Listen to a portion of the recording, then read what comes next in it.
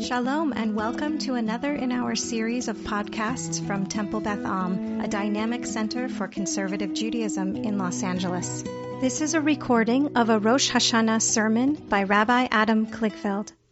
It is surreal to be here in pleasantness, which we deserve when so many of our people are literally at war. I know I'm not the only one in the room who spoke to cousins today who are over the borders and in Lebanon.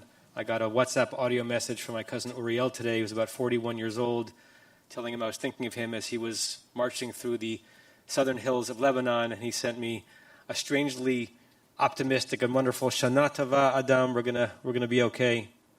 And he believes it, and I hope he's right. But it's an odd juxtaposition.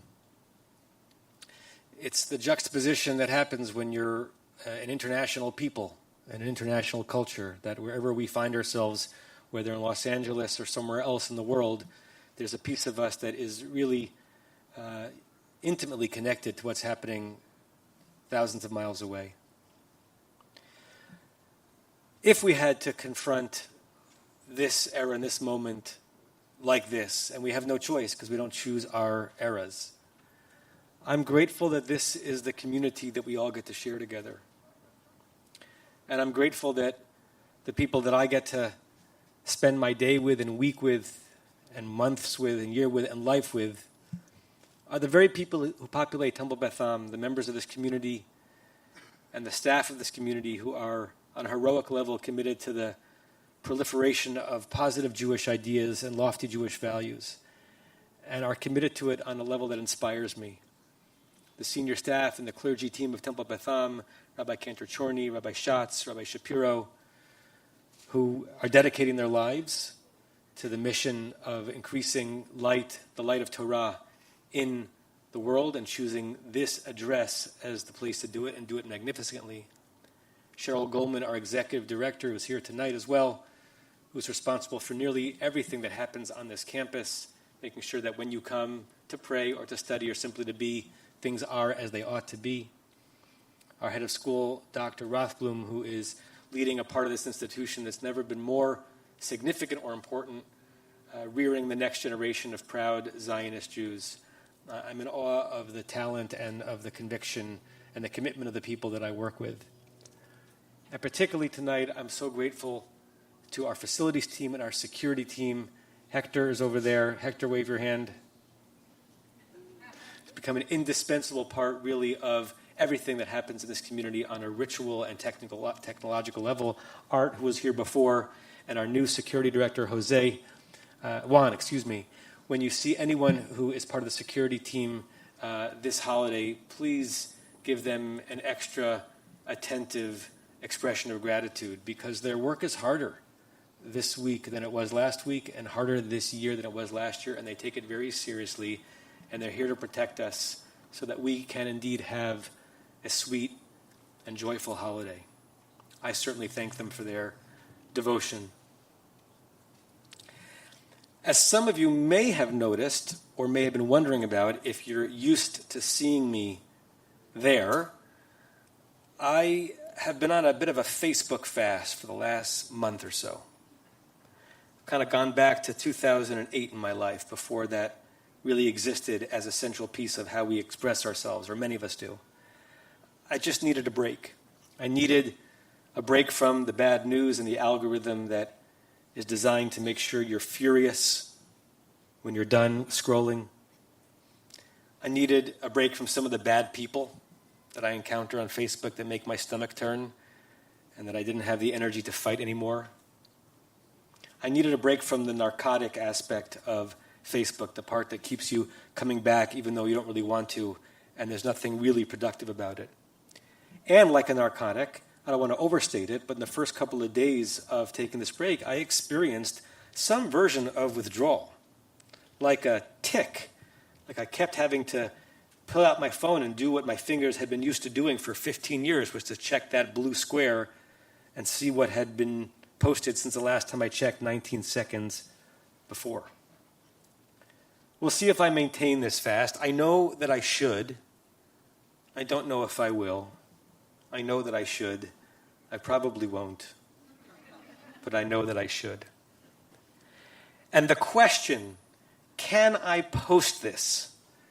It's become one of the most common human questions that is living in the background noise and consciousness of so many billions of human beings who live through social media, whether it's Facebook or something else. On some level, the social media era is resolving, and I don't think in a good way, a Buddhist paradox about time that I like to think about all the time, pun intended. The Buddhist paradox goes like this. On the one hand, they would say that there's really no such thing as the present tense. Because the instant that you think that you have captured the present tense and are meditating on it, you're actually already microseconds past the moment that you thought you had captured. And you're always looking back at the moment that you thought you were in. And so the present tense is elusive. It's like trying to hold onto air. It doesn't really exist. A human being doesn't have the true capacity to capture the actuality of now, of the present tense. The other side of the Buddhist paradox is that they would say that the only thing that really exists is the present tense. Right? The past happened and it will not happen again. We can remember it. We can recall it. Every time we recall it, we change it unconsciously. It doesn't really have a substance, the past. It's just things that happened. And no matter how good of a prognosticator or prophet you think you are, it is literally impossible to predict a single moment in the future. The future does not exist on a significant level. And so we live toggling back and forth between those two possibilities, that there's no such thing as the present tense, and there's only the present tense. Facebook and social media's resolution to that is that there is no present tense. There's only the frenzy to package this present tense into something that can be curated and posted and shared and laughed about or argued about. And for whom? For what? For posterity? Is someone going to read my post in 150 years? For the endorphin rush of the likes? How many times have I been in a baseball stadium and missed a play because I was trying to capture the play in such a way that I could post it on Facebook that people would be impressed by? How many sunsets have I posted about but didn't really watch and certainly didn't bless? Can I post this? It's a central and problematic human question these days. This young man named Eli Lerner, he's a college student studying at a very small college near Death Valley. And he did some writing recently that I came upon. And where he's studying, it's kind of away from everything. And he describes about how he lives out there. He begins to understand how dense and how crude and how pressured city life and social media life is. In Los Angeles, he would say, I'm kind of putting words in his mouth, it seems there is no present tense. But out there in the desert, all there is an immediate and awesome sense of now. These are his words. Because people spend significantly less time together. Parks are empty. Sidewalks are bare. Yet lights remain bright in each little house. We lack so many shared moments, so we try to build mutual histories by recounting stories to each other instead of living through them together. End quote. I think it's a brutal and accurate accusation against this cultural moment. And he goes on, quote, for me, I can't focus on the objects in front of me because I'm already trying to eulogize them. Amazing turn of phrase. He continues, it feels like I simply collect anecdotes and then spend the rest of my time sorting through my musty collection. He's got enormous wisdom for a young man. And he concludes, stop collecting moments and start living in them. Now, our ancient liturgists who gave us this machzor, they could not have predicted this era on any level.